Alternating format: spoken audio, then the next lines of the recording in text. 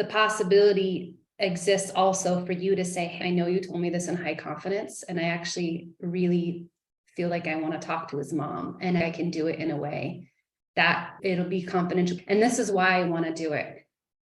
Not that if he says, no, I don't want you to do that, you won't go ahead and do it, but because you're really like, so when you go behind his back, which is what you did, and you talk with that mom because she's your friend, when he told you something in high confidence, energetically, you're not a safe person anymore. You're also not giving him the respect that he gave you. And I want to challenge that and be soft at the same time, because you're in this really new place in this relationship with him. And that's really important. And so I don't necessarily expect you to go back and do anything different, but in the future, for each of you to know when someone tells you something in confidence, and then we tell one other person in confidence. I don't tell Dylan everything that my friends tell me in confidence, because they told me in confidence, and they know, unless they say it's okay to tell Dylan, I'm not going to talk about that, because I respect that container. And even though he's my person and I love and respect him and I share so many things with him,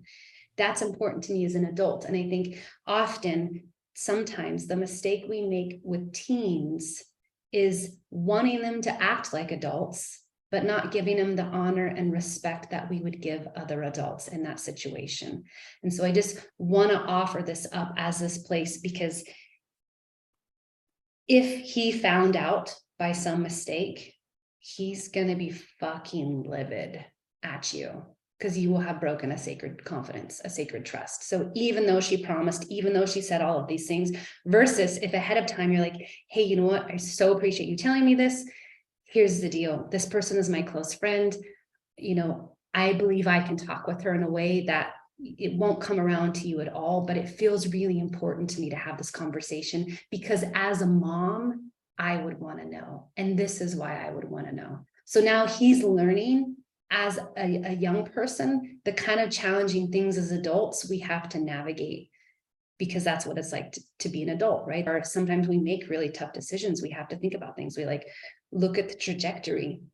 So in that place, to be willing to take a beat, to take a breath, and even with your little kids, right? Even with your little kids, how do we want them to show up in a certain way? And then we actually treat them like a little fucking kid. So it's like, I think I see this so often in parenting situations where it's like, I have these expectations, but I'm treating you like this. And it's like, well, you're only going to get what you're treating, right? You're only children tune into that respect piece. We think, because it comes from I love that you're bringing this up, Ruby, because it actually came up very big for us this week, but it has continued to, is that children know when an adult doesn't see them as an equal.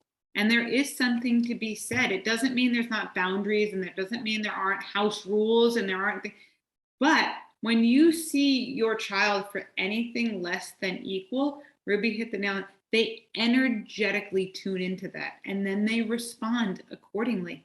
This is why we have an epic backlash in our education system and our society as a whole, because we are still touting around with this idea that children need an authority figure. They need to be told what to do. They need to be disregarded and disconnected from themselves because we know better, right? And we strip them from their agency and their anonymity and their autonomy, all these pieces that are so deeply important, especially for adolescents, especially.